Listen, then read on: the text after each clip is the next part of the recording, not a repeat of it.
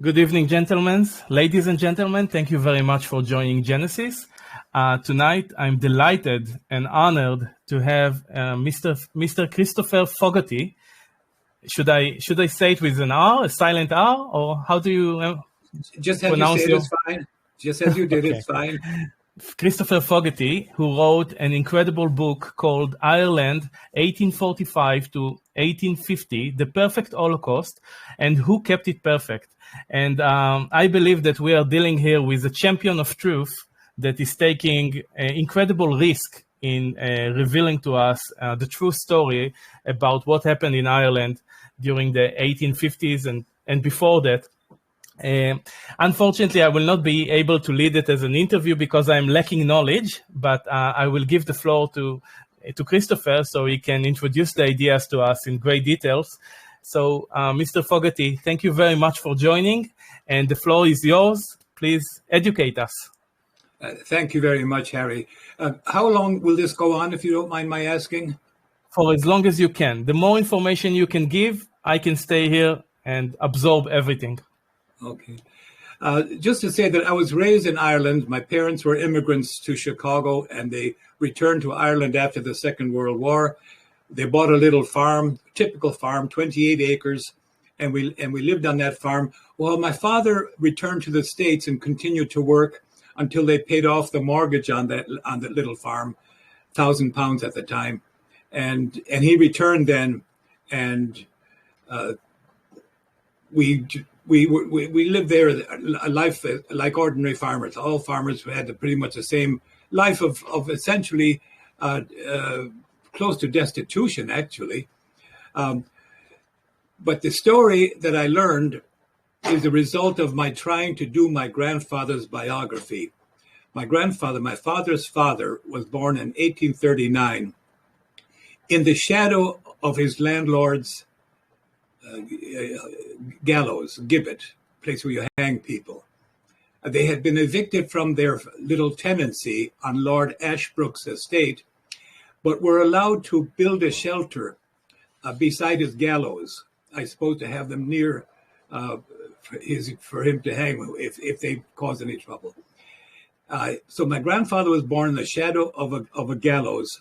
A few years later, the family moved into safety in a house down the hill, off Gallows Hill, and into the village of Durrow, County Laois, with just a stone's throw away from the gates of the landlord's palace. That was Lord Ashbrook. His descendants, the current Lord Ashbrook in England, in Cheshire, lives in a house like the one in Downton Abbey, I guess it is. In fact, it's even larger in Cheshire. He's the 11th, I think it is, Lord. But so while doing my grandfather's biography, I found that the regiment that he joined in 1857 had removed the food from South County Galway when he was a little boy, in 1845 through 1850. So I was shocked because in school in the States and in Ireland, I had learned that it was a famine, just an ordinary natural famine. There was no crime involved. So when I learned that the British Army were involved in perpetrating it, that makes it genocide, not famine. So shocked, I continued researching, and I found that it had taken more than half of Britain's army to perpetrate that Holocaust. And I use the word Holocaust advisedly because that is how it was written of at the time by Michael Davitt and later by the Cork Examiner newspaper. That's now the Irish Examiner newspaper. And they reported it as Holocaust starting on May 4, 1846 until November 19, 1855. So that's the fact of that. But some background first. Ireland was enslaved for hundreds of years. The Irish people had no legal personhood. And without legal personhood, you had no property rights. You didn't even have a right to your own life. In the case of a murder in the 1300s, the murderer was had his charge of murder dismissed because the person he killed was Irish, though he was posing as other than Irish. And it was found that he was Irish, and therefore the charge of murder was removed, but the murderer had to pay the king a small fine for killing one of the king's subjects. So because the Irishman was owned by the king, even though he was not a legal person. So the murderer had to pay a fine to the king for killing one of his properties. That went on all through the 14th, the 13th, 14th, 1500s, and under Queen Elizabeth in the 1500s and Cromwell in 1649 through 1653. The survivors of a number of his genocides, he put into ships and sailed to Jamaica, where with those Irish slaves, he created the slave colony of Jamaica. They were mostly the survivors of his attack on Drogheda, but he took the whole country. We seem to know that he was financed from Europe at the time, and that was during the so-called Regency. So there were 3 genocides in Ireland, one under Queen Elizabeth, one under, an earlier one under the Normans. The Normans invaded in 1169, the first invasion. It was cemented in 1170, and the Norman Anglo-Normans took over the country, and it was actually during those years and all the way through to Elizabeth's time that the people of Ireland were non-persons. 5 Irish families were left with their personhood intact. The O'Connors of Connaught, the O'Neills of Ulster, the O'Briens of Thomond or Limerick, the McMurrows of Leinster, and the Kavanaghs of Meath. Meath was a separate province at the time. Now it's just a county. So five families or septs, 5 families were left with their personhood intact. All other people were permanent enemies that could be murdered at the will of any English person. But the law was enforced against them. It was just never could be used for them. So there were, again, 3 genocides after the Norman one. The Norman one is not, there are not many records of that today. But we do have good records of the Elizabethan genocide, the one under Cromwell, and then the one under Victoria, except that I'm the person who's bringing out the one by Victoria. That has been considered and written of. All the school books on both sides of the Atlantic write about a famine, a natural event. The people grew only one crop, is the way the lie goes. And when that crop failed, they all died. And that's how it goes. There's also a lie about the death toll, the murder toll. The lie has it that 1 million died and 1 million emigrated. I don't prefer to not dwell too much on the exact, precise murder toll, because it will never be precisely known, but all other components of my book are precise, directly from the British government's own records. The number of regiments involved in the food removal, where they were stationed, on what dates they raided the various areas, districts, removing all their food crops, their cattle. And they did this on behalf of those who then owned Ireland. All of the Ireland's landlords were English. And eventually, the reputation of Britain became so toxic internationally that the British government bought out its landlords from Ireland in 1900 to 1910. And they were paid so magnificently, so generously, for their typically 20,000 acre estates, something like 8,000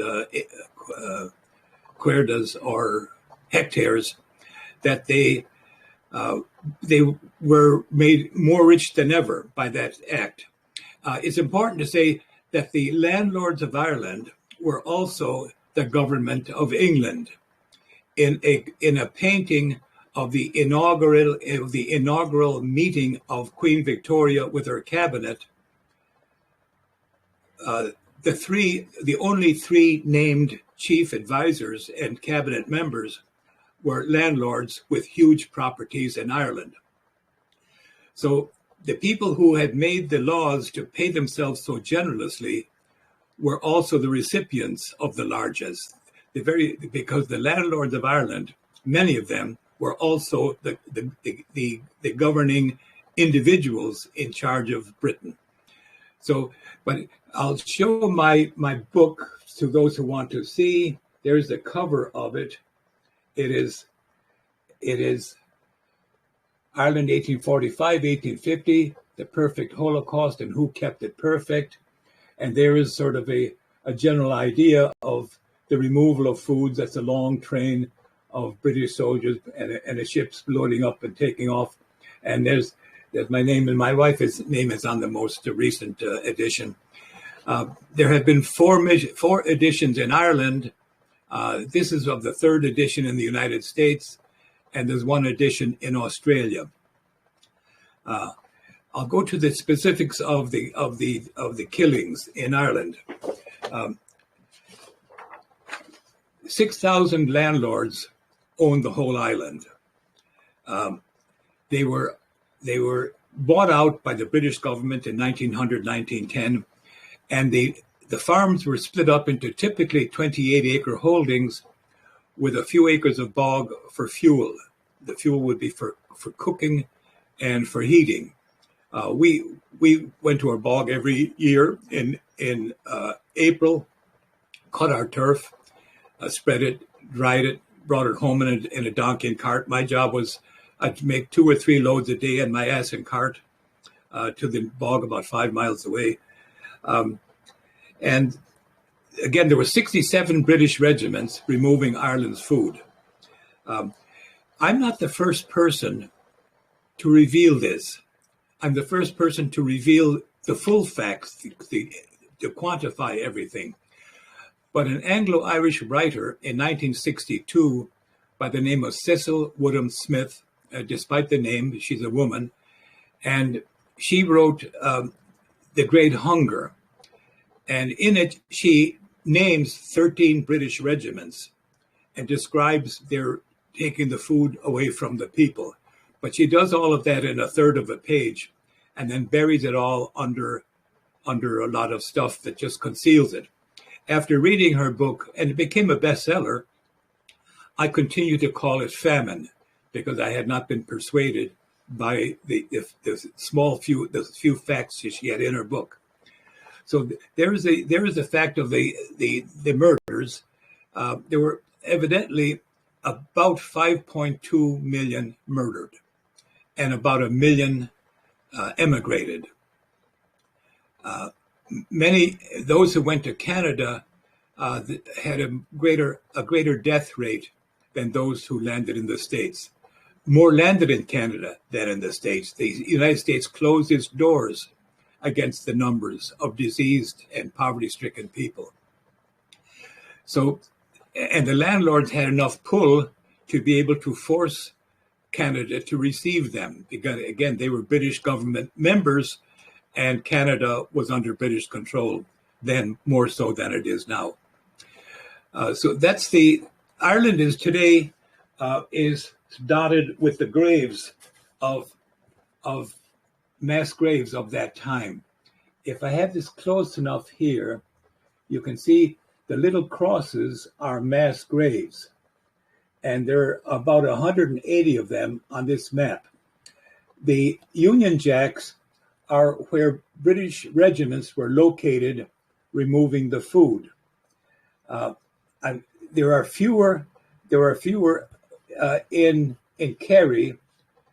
The land is poor, and the landlords who owned so much of it were so powerful that they controlled regiments.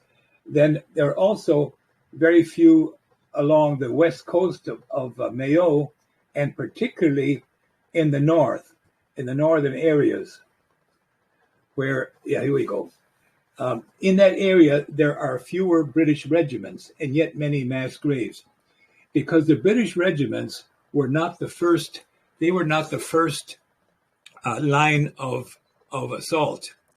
The first two lines generally acted together to remove the food, and those food removal forces were the constabulary, which was 12,600 men, and the landlords' militias. And there were 37 militias in Ireland, one for each county, but there were 3 for Cork and 2 each for Dublin, Mayo, and Limerick. So that's a total of 37 landlords' regiments. They were the first line removing Ireland's food at gunpoint, away from its growers. And when they failed, which was evidently much of the time, they met a lot of resistance. People did not want to be starved to death. That is when the local British regiment would be called in. And they never failed to rob the people of their farm products. They got it away every single time. And they would escort it to the nearest port for export. And that food was sold across Europe from out of English ports. It also fed the British Army all over the world. And for centuries, Irish salt beef was the basic food on which the British Navy and the British and French slave systems throughout the Caribbean were fed. They were fed Irish salt beef, raised by Irish slaves and used to feed slaves in the English, in the British and French colonies in the Caribbean. So that's the basic background. Today in Ireland,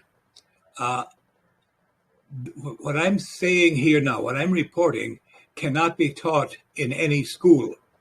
It will cause the immediate dismissal of the teacher or professor. The Maris brother who taught me and a few generations of students in Castlereagh, County Roscommon, was asked in his retirement, "Brother, you now call it genocide, but why do you teach us all famine in school?" And Brother Enda, to his great eternal discredit, said, "I had no choice. I had to teach the curriculum as provided to me by the government." All my life, I have had a kind of a higher regard for our spiritual leaders. But that particular one, and all the others, so far as I know, all concealed a genocide. They lied to their students, and they concealed a genocide of their own people and the relatives of the students they're teaching. We were all taught the same lie: famine, potato famine. It's outrageous that lie is continuing today, 170 some years after the beginning of it. I don't know of any other genocide that has been concealed this long. Certainly the Armenian one by the Ottoman Empire, by the Turks, was concealed for a very long time.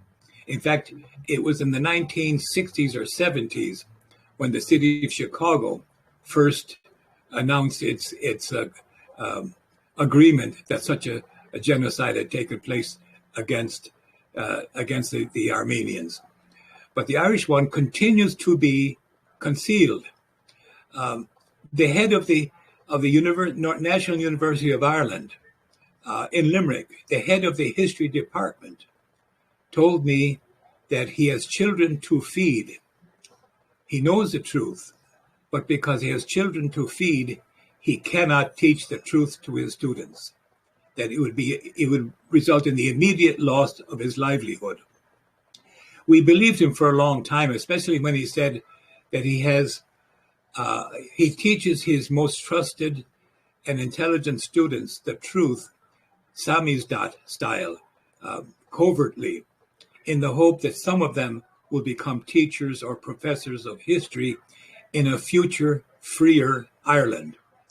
But we no longer believe him because he's selling his book, and his book is a classic example of cover-up. It is lies all the way through, in the sense that he never mentions the food removal. And to talk about a genocide and referring it to it as a natural event with no perpetrator is shocking. And that is what he's doing, the head of the history department, National University of Ireland in Limerick. I won't mention his name, but people in Ireland will know. It is disgusting to me that this is going on today. So local people in Ireland have always wanted to commemorate those murdered people. And at the request of a local in County Galway, my wife and I, at his request, because they couldn't do it themselves, it would be too difficult for them who lived there to put up a memorial over those mass graves. Everyone knows in Ireland where the local mass grave is. Approximately half the population were murdered at that time. That's approximately half of the 12 to 13 million Irish people at the time. And they would like to do it. So anyways, my wife and I put up a memorial at the murdered village. We didn't know exactly where the mass grave was, but we knew the site of the once village. The entire village was exterminated. The village of Lisnabinia. It shows up on the map of the Ordnance Survey map it was surveyed in that year in 1840 or 41. The British government surveyed the entire island of Ireland, starting in 1830 and completing. They started in the northernmost county, and they worked their way south, and they ended in 1845. They completed the last survey in early 1845, and they completed the engraving of their map of all of Ireland by county in 1845, just months before the beginning of the Holocaust. And there's no connection between them, by the way. The purpose of this island-wide survey was the same as the Domesday book by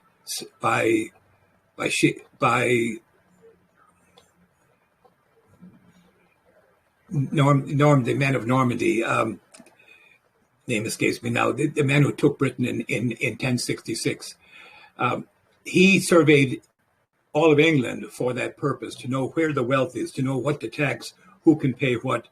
And they took over all the land anyways and dispossessed the English people. 100 years later, descendants of the same people jumped across from Wales and England over to Ireland and repeated the process 100 years later. So it was an Anglo-Norman invasion in 1170. So the Irish then were enslaved all those years, and there were, each generation, there'd be a bloodbath of young people who would try to free the countries, make their move for justice, for sovereignty. Every generation, the young people were slaughtered. Those who rose were all slaughtered every single time. There was the main rising in 1798 resulted in some tens of thousands of deaths. I don't remember whether it's 30,000 or 60,000. The man in charge of the military in Ireland in the rising of 1798, Cornwallis, was also the viceroy, the Britain's viceroy in Ireland, and in addition to being the commander-in-chief of the army at that time in 1798. It was his sword that was surrendered to George Washington's army in 1781 in Yorktown, Virginia, upon the defeat of the British Empire in the United States. So that general was not killed in the United States, in the northern colonies of British North America, but he went back to England and was put in charge of Ireland. And so he was very, very angry at the Irish, because so many Irish were part of George Washington's army seeking to free America from British rule. So they slaughtered all of those who rose in 1798. There was a French contingent landed in Killala, County Mayo. They made their way halfway across the country. When they were all captured, all of the Irish with them were killed, and the French were taken prisoner and released to France some months later. But that was the rising of 1798. There are mass graves wherever those battles took place, mostly in Wexford, Carlow, Meath, and in the 6 counties also, in County Down particularly. The rising in County Down is not touched on much in recent times, because they were Protestant Republicans who were looking to free Ireland of British rule. And Britain managed to get an interreligious war going. And the descendants of the people who rose in 1795 through 1798, they include, for example, the man from God knows where, Thomas Russell. Their descendants are now part of the anti-Irish group generally, made so by British propagandists. They're no longer seeking freedom from the British system, and are part of the forces against the likes of Bobby Sands and those who fought for years or did their best to get sovereignty from the British in the remaining 6 counties. Ireland became relatively free after 1916, the rising of 1916, but 6 counties were partitioned off of the rest of Ireland. 2 of those counties had, or maybe even 3, had majority British.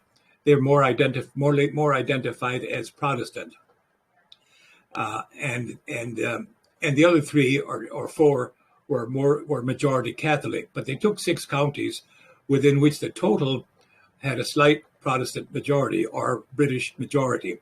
That majority now has slipped. The majority is now Irish, but the recovery of sovereignty is not keeping pace with the population change. Where are we now? I would like to ask, if I may, can you give us some information about the reasons for this hatred towards the Irish? Is it because of the Catholicism, that the Protestants wanted to destroy Catholicism, or what is the root cause of this kind of animosity against the Irish people by the British? I think there's only one reason. If you're going to rob an entire community or a nation, you first must demonize them.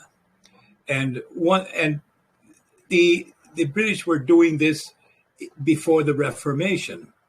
And in fact, the genocide was going on for a few centuries when England was still Catholic.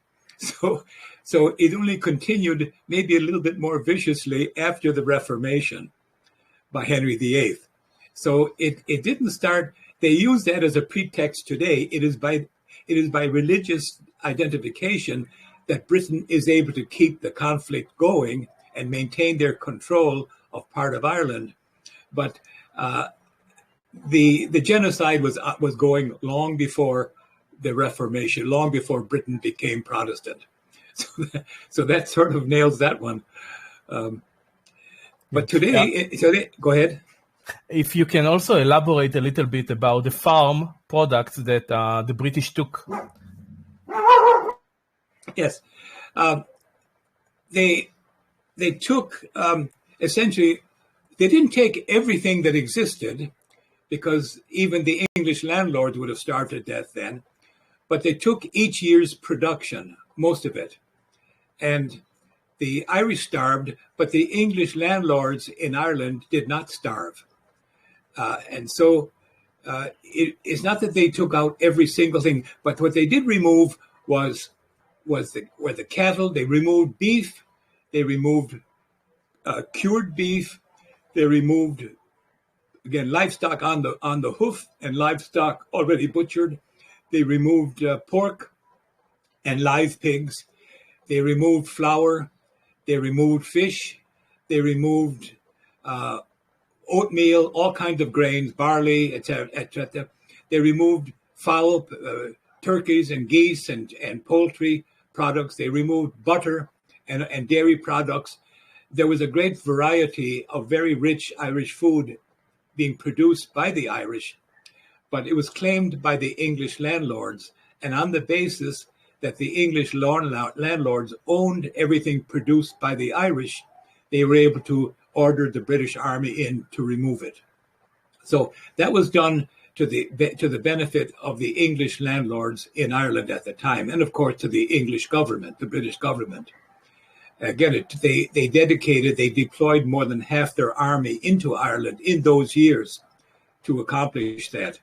And all of these facts are precise to the single digit and as to the exact date. So, but I noticed those who want to deny this genocide, they refer only to the murder toll. They want to talk exclusively about the murder toll because the murder toll can never be known. So whatever figure I might mention, they will insist that I prove it. And of course, that cannot be proven, but there's plenty of evidence that leads you into that general direction. But because the number is not written specifically anywhere, they then attempt to conflate the imprecision of the murder toll to the fact of the genocide and its entirety. It's very clever on their part. So it's not that they don't know, it's not that they're ignorant, it's that they're very cunning and are doing their best to dispute, to make false, to make seem to be false the facts of a genocide. And this is true not just from England. In fact, very few British or English are involved in the cover-up. They have secondary persons doing it for them. They have the entire Irish government doing it for them. They have every teacher in Ireland doing it for them. They have all the teachers in the United States, especially Catholic universities and Catholic schools, to tell that lie against the reputations of many of their ancestors, of their own students. But that's what's going on today. My wife and I have carried signs outside DePaul University in Chicago. One sign says, DePaul conceals genocide, and another says, DePaul University falsifies history. And we walk around with that. We have pamphlets with us and books with us. No one ever disputes us because they can't. They just keep telling the lie. They keep lying to their students. So their students are learning the truth directly from us, but they're not learning it in the school where their teachers are being paid to teach them. So it's a strange thing that is ongoing today. Is shocking, and there are examples in my book of bishops in Ireland being directly involved in a concealment of the genocide. They're working against their own communicants. They're working against their own congregations. It's stunning. After we put up our first one in Ballyglass, Ballymoe, County Galway, local people came from different parts of Ireland, having heard about this inauguration of a memorial. It had never been done anywhere else in the country. Truthfully, done truthfully. So they came from different parts of Ireland, and they asked us if we would put up other memorials in their communities for them. They were afraid to do it themselves. And so we agreed. We were just discussing it with people from about 2 miles away from that first one we put up, when there was a major article in the Roscommon Champion newspaper. Roscommon is a county there. And it was famine mass for MASS, Catholic rite, for famine victims. And the bishop was there, and he spoke only about unbaptized children. Mentioned famine twice or three times, but mentioned children and starving children, sorry, not starving, but unbaptized children, 40 sometimes in the same article as printed in the newspaper. So he made it a celebration for the changing of a common grave of unbaptized children to an incorporation of those graves into the consecrated cemetery. The Holocaust murder victims were not given Christian burials at the time. They were buried typically in mass graves outside the walls of consecrated ground. It must have been too dangerous at the time to recognize them as human beings. So they were buried again outside the walls of consecrated ground. And they remained there for 170 years until we were going to put up a memorial over that mass grave outside consecrated ground. That's when the bishop swung into action of the Diocese of Elphin, which is part in County Roscommon and part in County Galway. And he turned an event into another manifestation of a big lie. Now, it is said that in order to become a saint, that the dead person must be proven to have created two miracles. Two miracles have to be attributed to the person before they're made a saint. Well, this bishop, Christopher Jones of the Diocese of Elphin, has evidently, by Catholic theology, guaranteed his own sainthood, because he created two miracles on that one day. The bodies that had been buried outside consecrated ground, all of a sudden, were within consecrated ground. And the unknown numbers, probably hundreds of people of all ages that were buried there after they starved to death, were transformed by this bishop into unbaptized children.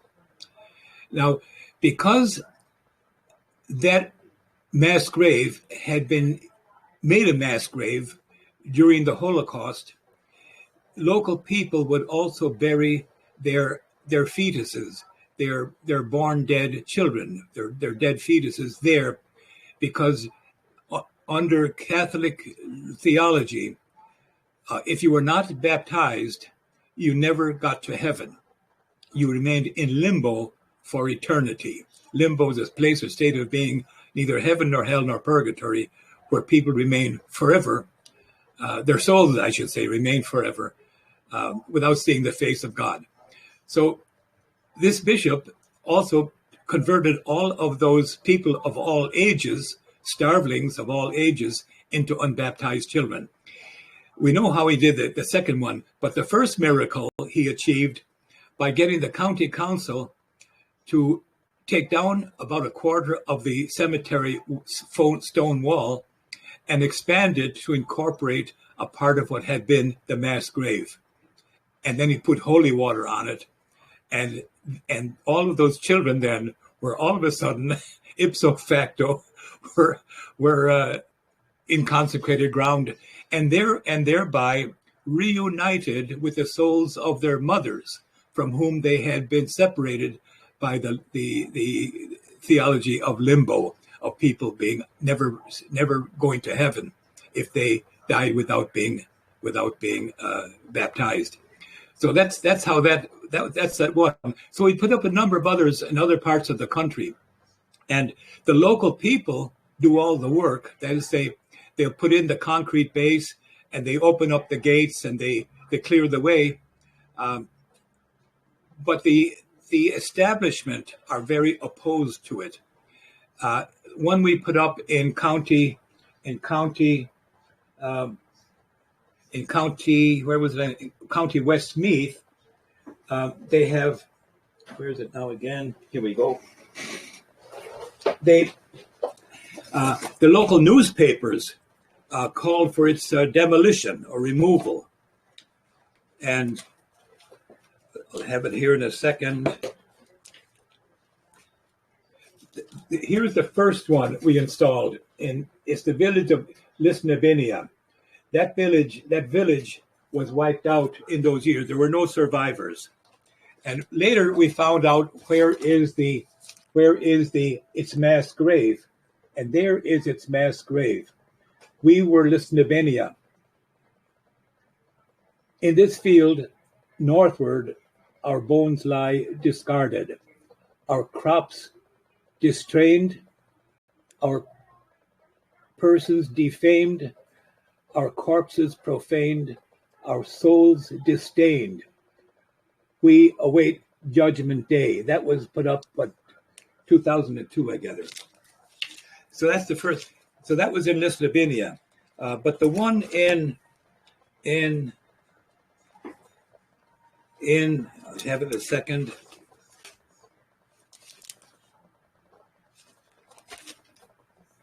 Here's the way put up in County Louth. In it, you'll see on all of the ones we put up, you'll see we named the regiments. We named the specific regiments that starved that district. Yeah, here's a better one of this. This one is in County Louth.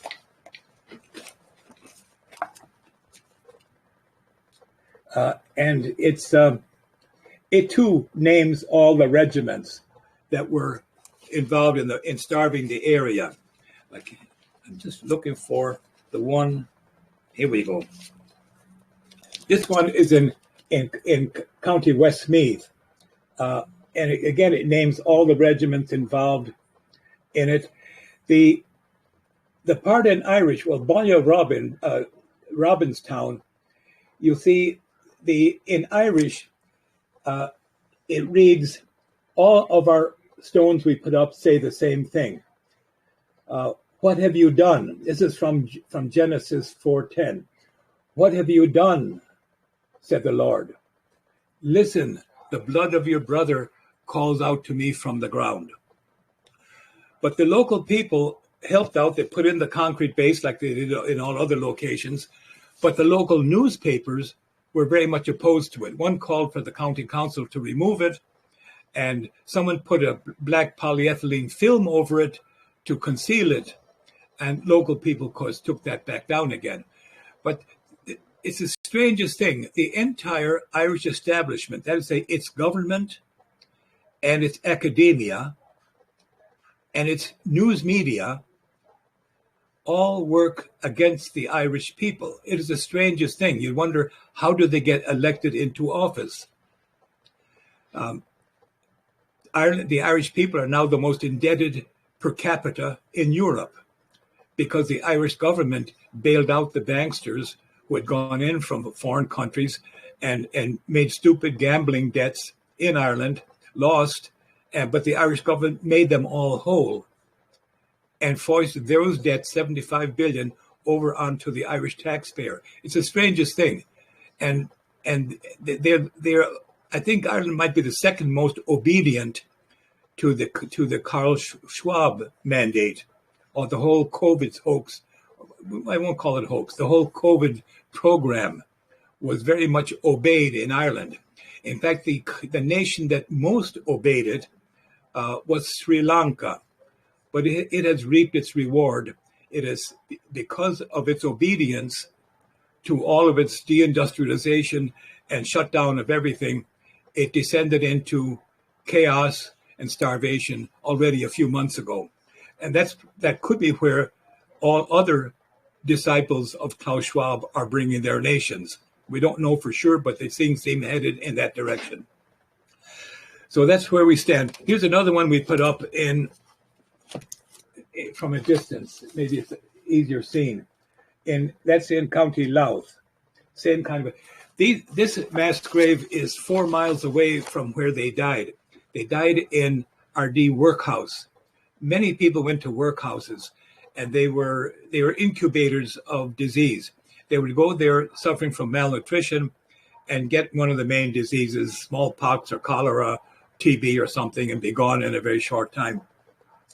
And then they were buried in mass graves, a week's worth at a time. Each workhouse buried a week's worth of his dead once each week. So that's how that operated. Where could I go now? Perhaps. Christopher, Go ahead. did you recognize who are the main politicians in the British government who are responsible for these devastating policies against Ireland and stealing the food? Yes, and an interesting feature is that those same men, those same individuals, were also involved in and are written about in Chaitkin's book. They were all the lords, the people who had been made. Many of them were ordinary members of Parliament, the landlords of Ireland, but others were Lord. Templeton is his actual name. He owned all of County Sligo. Lord Lansdowne, Lord Shelburne, the evictor of my relatives, my grandfather, Lord Ashbrook. A very large number of them were lords in the House of Lords in England. Many others were members of the House of Commons in England. But those self-same individuals are also named as working very hard to keep the empire system going in the United States. And so that's another reason which I have such tremendous regard for Anton Chaitkin's work. His book, Who We Are, America's Fight for Progress. You have it there, perhaps. Would you like to show the book, please? The cover? I would indeed. Yes, indeed. Yes. So, Who We Are, America's Fight for Universal Progress, from Franklin to Kennedy. That's Volume 1, 1750s to 1850s. Anton Chaitkin. Remember that name. It is the most important book I have ever read. It will, if America reads the book, it will shame them into becoming what they once were under better leaders. It will take down the criminals now running the United States. It will demolish the empire, the entire system of empire that the British are now spreading throughout the world, and it's contagious. The same way that there is a contagion of virtue, there is also a contagion of evil, and they're in competition. And Anton Chaitkin's book, it describes the individual men, what the policies were, what the votes were, who fought on which side. All of the groups are there, and there are a number of groups on each side, the groups for empire and for slavery, and the groups for progress and for decency, and they're in mutual conflict. It's astonishing, and it is so detailed. My book is entirely detailed, but my book only provides an implementation of a system. Anton Chaitkin's book describes the formation of the system and the fight to keep the system universally operating.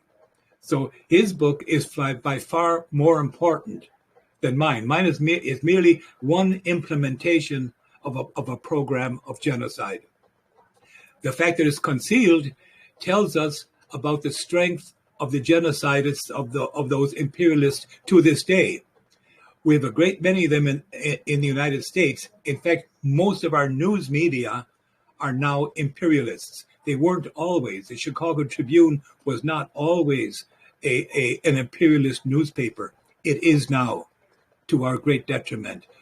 But in fact, I think, again, this single book is going to make an enormous difference.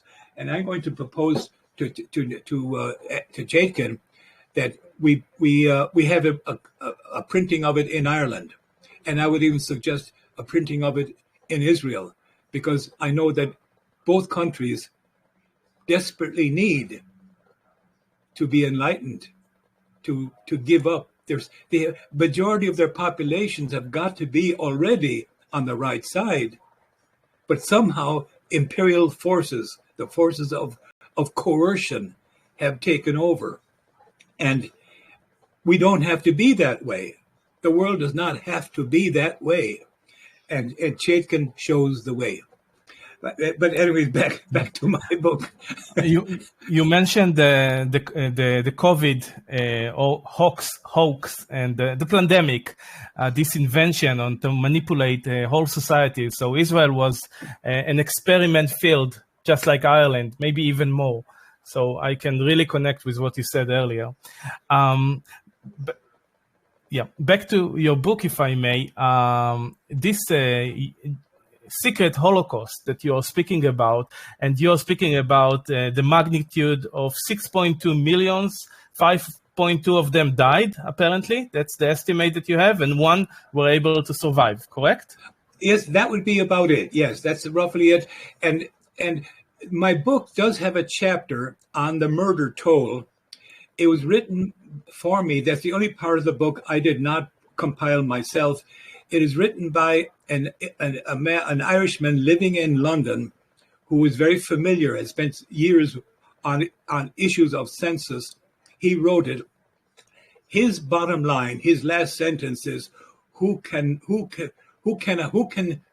say that 6 million were not murdered?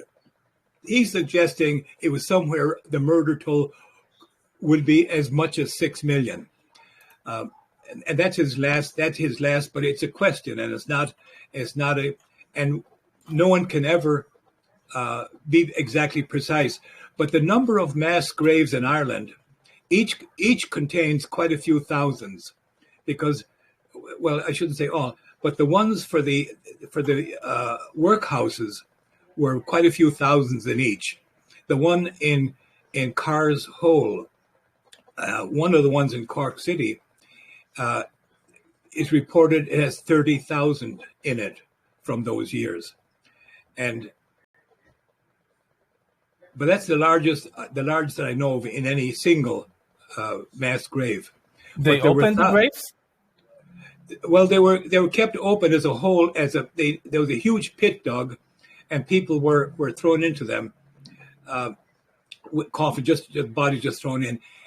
In 1846, when the deaths really started becoming a tsunami, each landlord master, and they were called masters, the managers of each workhouse, again, they were ordered to dig a pit 12 feet deep in the grounds of the workhouse.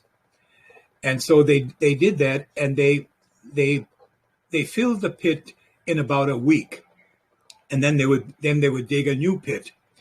In the one in Castlereagh, County Roscommon, near where I was raised, in that workhouse, there was a mass grave for each of the 5 categories of inmate: one for men, one for women, one for boys, one for girls, one for infants, and one for, I think, the senile.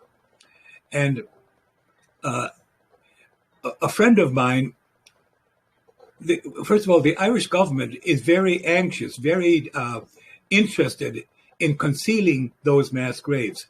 So they will promptly give a planning permission to anyone who wants to build, for example, a housing division on top of a mass grave. So many years ago, shortly after I left Ireland, the mass grave of the workhouse in Castlereagh was okayed to build a housing project on top of it. My schoolmate by that time was an excavation contractor. He got the contract for the excavation of the foundations of the housing project, for each house of the housing project. One area in which he was digging up the bodies of toddlers, little children the same age as his own little daughters at the time. And he said they were all tangled up together. They'd all been thrown in on top of one another. But he backhoed them out and dumped them into a truck and carried them away to a dump somewhere. But the word got out. He told me this kind of semi-whispered because he didn't want people to overhear. It's still a scandal. The scandal spread so that the housing project had to be redesigned, and certain large areas were not permitted to be built upon. But they certainly had desecrated most of it anyways. But there are two areas today, like small football fields, that are mass graves. But my friend was excavating the mass grave, or one of the pits where little toddlers were buried. And he dug them up with his all and tangled up together, and dug them out with his backhoe and dumped it into a truck. Most Irish people would not want to hear this, because it is scandalous, to sort of cruel, sort of beyond all humanity. And yet that was done in Castlereagh, my hometown, Castlereagh, County Roscommon. And it was done. Go ahead. I fail to understand why the politicians of Free Ireland today, the intellectuals, the patriots of Ireland, why they don't speak about that? Why they are hiding something like that? The penalty to be an Irish patriot is either to die young or spend most of your life in prison. Today, there are more Irish patriots in Portlaoise prison, in the so-called Free Ireland, than there are in Maghaberry prison in so-called occupied Ireland. So the Irish government are actually more pro-British than the British establishment. That sounds crazy, but that's the reality. It's absolutely insane. Can you speak a little bit about the damaging effect to the Gaelic language and culture after this Holocaust? I'm sure it pretty much destroyed everything. Yes, the Irish language. Ireland was an Irish-speaking population until then, but it was wiped out. In those years, that genocide wiped out the Irish-speaking people. They were probably the most targeted of all, and leaving three tiny enclaves of Gaelic-speaking. One in County Cork, tiny around Ring, County Cork, West Galway and Mayo, and a tiny one on the coast of Donegal, in the most remote parts. And they have now lost it. And when I was in school in Ireland, there was an attempt to revive the Irish language. And all of our classes in this very school I mentioned to you, where that very self-same brother was teaching us all famine, everything he taught in Irish, in the Irish language. I had gone to Ireland with my parents when I was 10 years of age. And so I was sitting in a classroom where they were speaking a language. I couldn't understand a word of it, but I picked it up in time, a certain amount of it. But even though everyone learned everything in that classroom, all subjects except English were taught in Irish, they did not incorporate that into their work life. And I don't know why.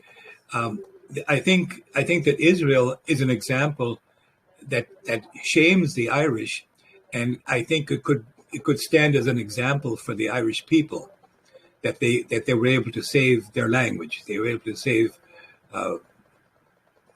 Hebrew, and so, but that was the killing. In fact, the Irish Holocaust wiped out the Irish people. It killed the language, it killed the culture. The music survived, but the people were greatly changed. There was, I think, something like an ordinary human ebullience prior to that, but they became more careful and more narrow and more narrowly religious in their behavior, more obedient to authority.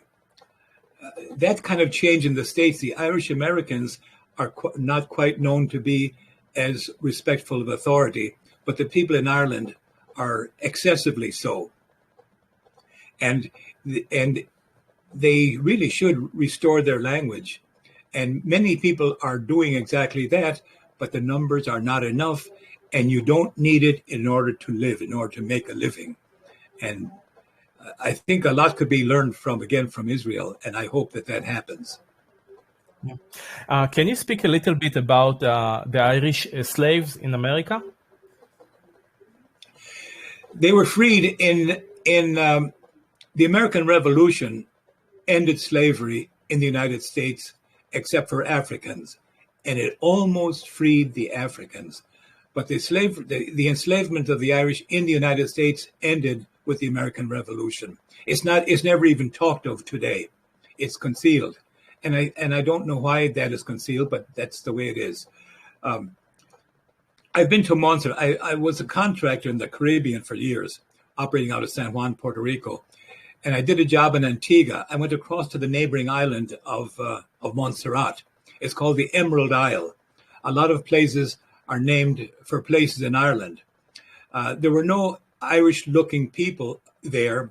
They're all African, but the accent in English remains a little Irish.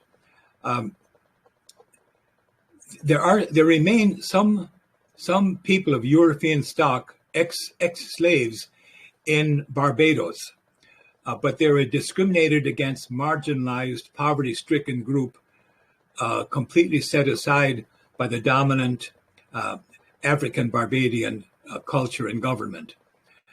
Many are English, others are Irish, so it's a combination of English and Irish, but they're still there to this day, a very marginalized,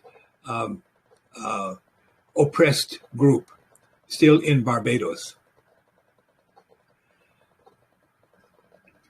But what was the status of an Irish slave compared to a black one? I understand that he was much cheaper, and I understand that there was eventually, in order to increase the price of the slave, they had the Irish woman to sleep with the black man to create like mulatto kind of people, so they can sell them for a higher price. Is that correct?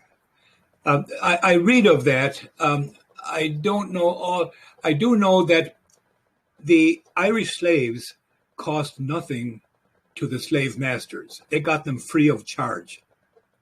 And because they got them free of charge, I think they didn't mind working and starving them to death because they could be replaced from Ireland but under British rule. While the African slaves had to be bought. And you have more value for things you pay for than what you get free of charge. And so there was that. In the digging of the canals around New Orleans, Louisiana, the slave owners did not want to risk their slaves because there was such a high incidence of death from the various diseases having to do with swamp and water and heat. And so by that time, the Irish were no longer slaves, but they got them to work for cheaper than what they could get the work done by slaves owned by slave owners. So the Irish dug many of the canals around New Orleans, Louisiana. But again, they were free by that time. Many people insist that the Irish were indentured servants, and they were indeed, but they only became indentured servants after their legal personhood was restored. All the way through Cromwell's time, the Irish had no legal personhood. They had been stripped of their legal personhood. And not having legal personhood, there would be no reason to contract with them, to make them indentured. Indentured implies a contract that person agrees to. So they were enslaved. And only when legal personhood was restored, and that would be sometime around, it was completed by 1828, I think. The penal laws that existed in Ireland against the Irish exclusively began to end in 1828. Until then, it was a felony crime to educate your children. It was a felony crime to be a teacher. Queen Elizabeth called for the killing of all pipers and the destruction of the harpists. The harpist was the main musical instrument of Ireland, and much communication was done along with the harp. And so Queen Elizabeth ordered the murder of all harpists and the destruction of their harps. The harp is the national symbol of Ireland, but you might know. And what else? So again, as long as the Irish were non-persons, they were obviously could be used anywhere as slaves. But once they got their legal personhood back again, then they would have to be indentured for a certain period of time, typically 7 years, 14 years, 21 years, if they were prisoners, often life. But that was the indentured system, and previous to the indentured system, it was out and out slavery, pure slavery. So I think have we done it? I would, if you still have a little bit of patience, I would like to ask, what is your opinion about what is happening today in Ireland with immigration, with the policy making, abortion, which is murder, and everything else that you can speak about? Because it seems like the destruction of Ireland is continuing. Yes, it is. It's the strangest thing. It has been written by a few people that nations usually don't die as a result of foreign forces, that they usually die of an excess of their own virtue. Now, I think that the Irish are a welcoming people and generous. And so when they're asked to give refuge to someone, recognizing their own history, they tend to say yes every single time. I think that has been abused by forces that the Irish people do not recognize as malignant. And so, but the government is malignant. The government is completely behind the World Economic Forum. It is completely behind this invasion of people from all over. Essentially, how do you call it? If the system were an American system done by the earlier Americans, perhaps they could be assimilable. In fact, I would say they would be assimilable from anywhere, no matter what, because that's a special mental approach. But given the condition of Ireland today, I don't think that these people will be assimilated. They don't have jobs anyways. There's not enough work in Ireland. They have no skills. So they're being brought in, I believe, to create chaos in order to complete the Irish component of the world conquest by the neocons, by these forces of evil, by forces of empire and slavery and coercion. But there are a few people in Ireland who are objecting, particularly people who are trying to restore the language and try to restore a sense of Irish nationhood, but they're called racists and bigots. And they're largely silenced. The news media are completely on the side of this invasion. I don't know of any institutional opponent to this invasion. The town of Killarney now has more invaders, more new people than it has Irish people. That's crazy. Things are changing in a way that I don't think that Ireland can recover.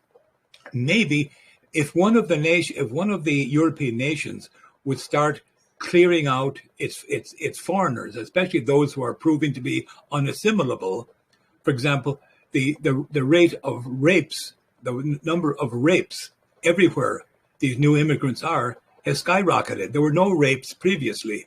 Now rape is a common occurrence. And robberies, murders, these were not common events in Europe until the arrival of these invaders. And in Ireland, it's kind of comical to see the latest wave of immigrants, of invaders, are supposedly Ukrainians, but a large percentage of them are black. Now, many of the Irish people didn't know there were so many black Ukrainians, but that seems to be the case. Wow. This is a replacement of the natives. This is not about immigration. It's just replacement of white Europeans and destruction of culture and tradition. Yes. You know, when I hear that word in the States, I get a whiff of bigotry and racism. And it's funny, and yet that is the truth of the matter. We really do have to start facing reality. And In Chicago here, we have a situation where previously, and this was not a popular thing to say, my wife and I would join with a local communist who objected to the police murders of young African Americans. Those police officers, the murderers, and there weren't many, maybe three or four, maybe each year that we knew about. And we would go and we would protest at the site of the murder the following evening or the next evening. And the hostility from the police was really frightening. And it's not that we were joining any kind of a feel-good group, and there's a lot of feel-goodism going on, because it would be my wife and me and this communist whose policies we don't agree with. But anyways, he would be the one who would have noticed the murder, and we would carry our signs there, and we would be joined then by some African Americans and walk around the area and try and draw attention to it. But nothing was ever done to the murdering policeman. So we did our best for some years, and we wanted change. Well, change has occurred. And now we have a situation where if you're African American, you get out on a cash, no bond, a cash-free bond, your own recognizance. For anything short of murder, you can even get out on homicide if it wasn't too obviously a blatant murder. We have a district attorney, African American, and an African American mayor, and a chief of police, and the police force no longer are willing to arrest anyone because the lawsuit is only thrown out by the district attorney, and the police are semi-punished for making the arrest in the first place. They're afraid to do it. So we in Chicago now are in a bad situation where our concern for justice has been taken by criminal people and turned into a criminal benefit. And that's something we must change here in Chicago. So here I am writing and directing attention to something that happened in Ireland 170 some years ago. We have our own situation here in the States, but Anton Chaikin's book I think will rectify that if enough people can learn of its contents. I would just like to say that the issue with black violence is misportrayed. We had a lecturer here in the group. His name is Jared Taylor, and he wrote a huge article with a lot of numbers and statistics to demonstrate this phenomena. It's called the color of violence, and the murder of black on black is skyrocketing. And of course, yes, there are many different reasons for that, but I think we must speak the truth. And there is something about black, and of course, when they are coming from a low social economic and all the pressure of the welfare state and all the rest of the manipulation of the black family, which they are breaking apart. But the tendency for solving problems by violence by black people is skyrocketing, and yes. Yes, and they are putting all the blame on the whites. The white all the time have to carry the guilt for what black people are doing to each other. Yes, that is strange. I must say I remain very sympathetic to them because, you see, it was the federal government that broke up the African American families. The Great Society of Lyndon Johnson. Exactly, and the notion that you could give aid to dependent children, needy children, only if there was no man in the house. So the husbands all evacuated. Yes, it's the wrong incentive. The wrong incentive for the woman to choose wrongly and eventually to have children out of wedlock. Total destruction of the family. Yes, and the federal government was the main instigator in that. And it was not intended to do that, but it was the result of an incompletely thought out decision. Yes, it's terrible. But in the same time, if we are going to look to any country with a majority black, we are going to see huge number of violence. You can take, for example, South Africa today under the ANC, and to see the silent Holocaust of the white farmers there. Things are not looking good. No, they're not. On the other hand, much of that land, well, for example, the land in Rhodesia was mostly in the highland. The best part of Rhodesia was taken after the Second World War by the British government and given Cecil to Rhodes, again, the same people from the city of yes, London. Yeah. yes. And so those people, some are still alive who were robbed of their land, and they want their farms back again. Now, the farms were made more productive because they were made larger and mechanized and all the rest. But the local people should not have been robbed of their land. Anton Chaikin's book, particularly the second volume, which I'm reading now, it's not published yet, but it shows how these things can be accomplished. And it's his book is so inspiring. Here I am talking about my own book, and I'm You're so kind to him. Yeah. It's not kindness. It's not kindness. It's that it's so true. It is this book. His book is absolutely vital. The one I wrote again is merely shows the implementation of one of those policies. His shows the origin of the policies, the nature of the policies, the individuals who promoted the policies, and their opponents who were working for development and justice. The main argument against those people today is that you can't mechanize everything.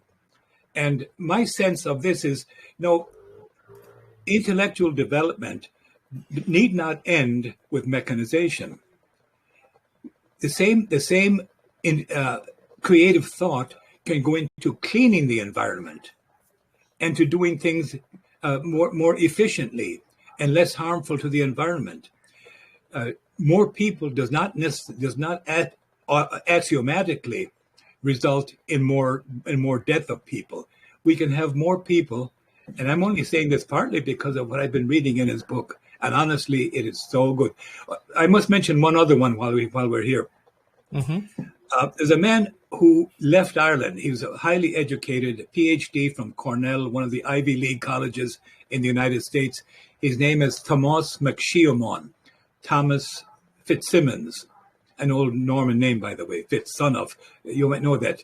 All of the Irish names beginning with Fitz were Normans at one time that came in 1169, 1170, and they liked the Irish system of Mach, son of, so-and-so's son. So they adopted it, but they did it in their own language, French. And so Fitzmaurice, Fitzsimmons, etc. So again, son of.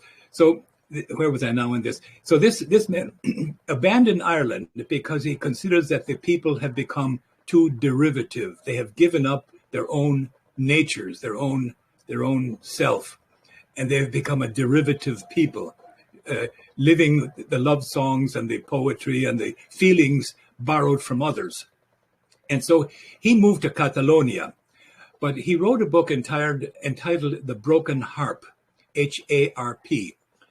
And the harp, again, is a symbol of Ireland. And there's an old poem, The Harp That Once Through Tara's Halls, the Soul of Music, etc. He contends that the Irish people are the greatest sufferers in the world of epigenetics. Epigenetics, I didn't believe was a science, but his proof of it is very persuasive. It makes me a believer. Epigenetics is the result of long-term trauma on people, that it affects not only the psychology, which is short-term, but also the genes. It somehow gets into the people, and that they become twisted in a certain way that's harmful to their own development. And he contends that the Irish have that. One of the attributes of epigenetics is that long-term trauma results in the descendants. It creates a frequent alcoholism or frequent drug addiction, or other manifestations of slight imbalance. I see so many examples of that I think that there's truth to it. We were not, my family and my parents, or even my grandparents, well, maybe my grandparents, did not know long-term institutionalized injustice. And yet there's alcoholism in my family and in so many Irish. Not in all, we all don't all have the same drives, but there's a very high percentage of alcoholism among the Irish, and there is also even more so among the Native Americans. And they went through something even starker than what was done to the Irish. And so, and by the way, that was also something else that the forces of progress would not have done. It was the forces of empire and the forces of slavery and the forces of coercion that resulted in the so-called Indian removal, the Trail of Tears, and the robbery of them of all their land. Yes, thank you. Just one last question, if I may. What is the kind of acceptance that you have among the intellectuals? Is there any organization that supports your work, allowing you to come and give speeches? And is there any personal price that you had to pay for publishing this book? The book was launched in Ireland at the Teachers Club, and a large number of people were present, all disposed favorably toward the book so they were there because they appreciate the book. So there's a large section of the population, including a minority of the intellect, maybe most of the intellectuals, but those who make a living from their a livelihood from a university, they dare not agree or be involved in any way, or they will be fired.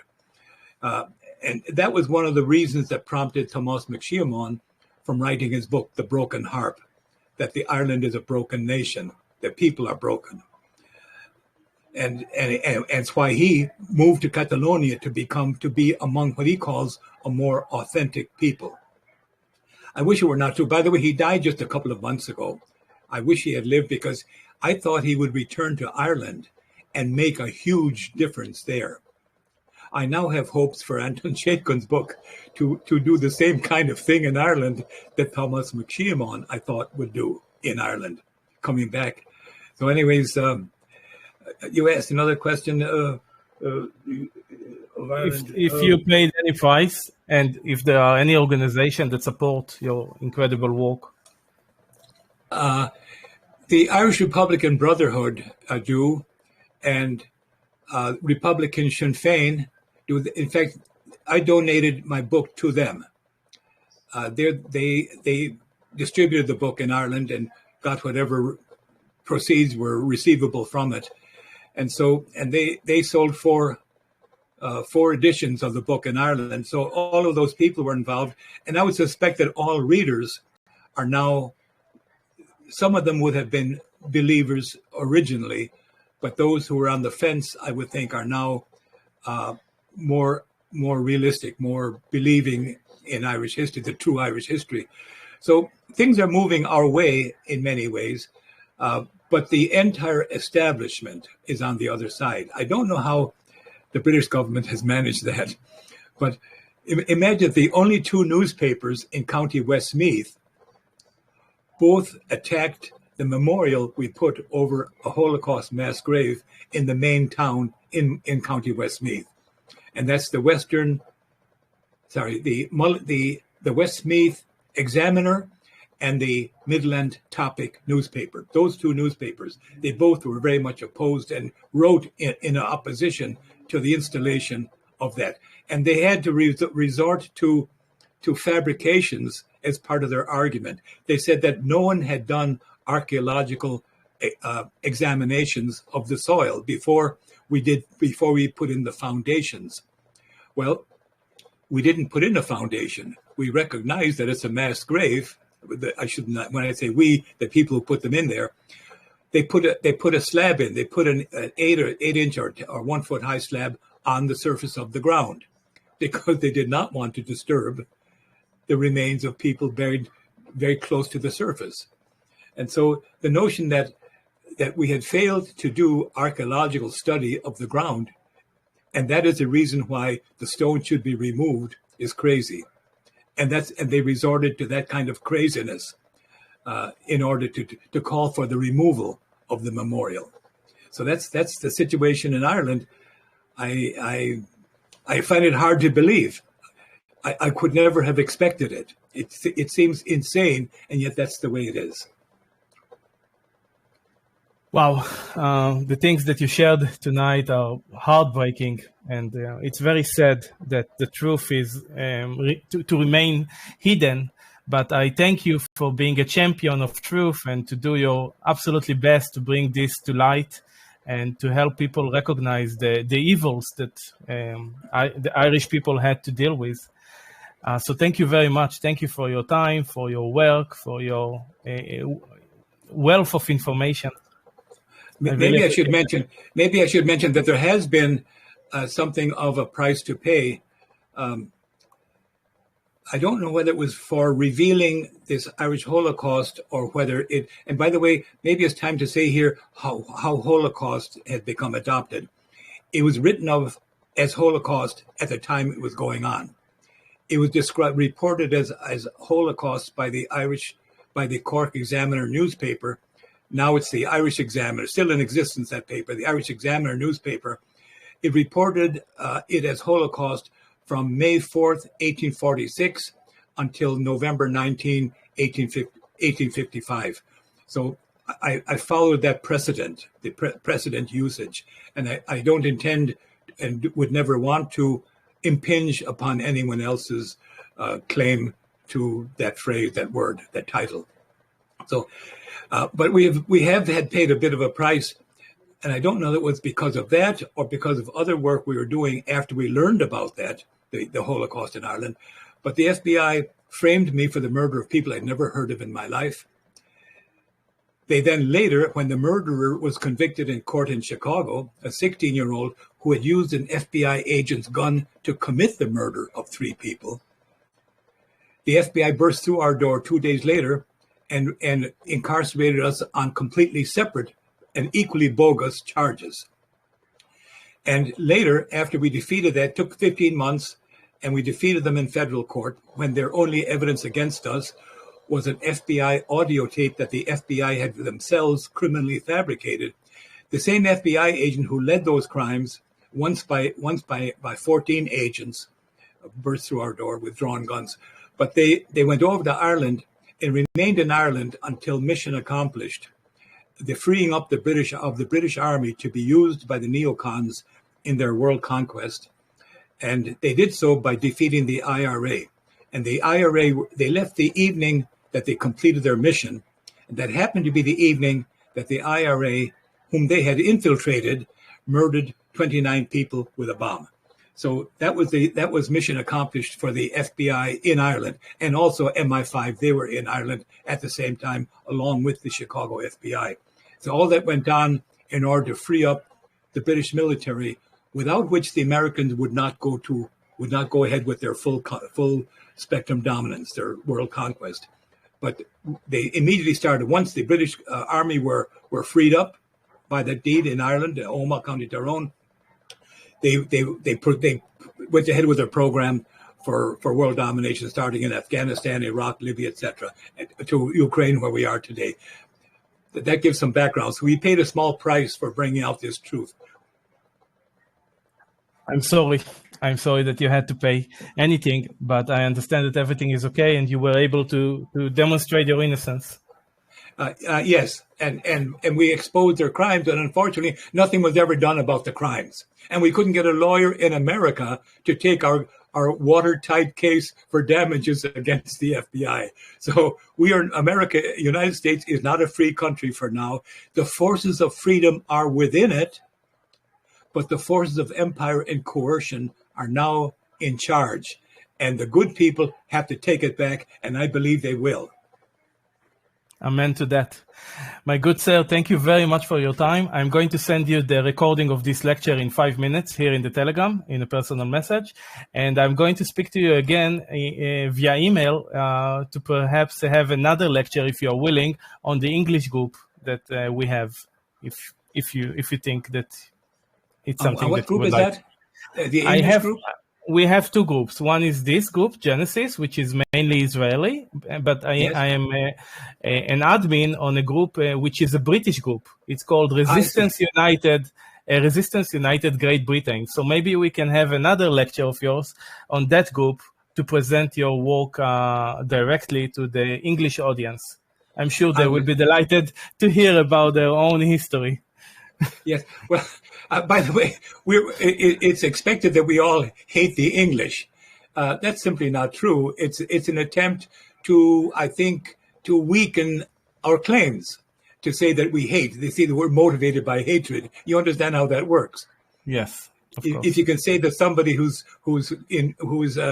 seeking justice is motivated by hatred, well, then you weaken them, don't you? And that's what's going on. So anyway, thank you so much, Harry. Thank you very much. This. I appreciate that even more. You have no idea. For me personally, to be able to share 1 hour and a half with a man like you, a man who speaks truth, this is incredible. So thank you very much, and I will contact you as soon as possible. Thank you so very, very much.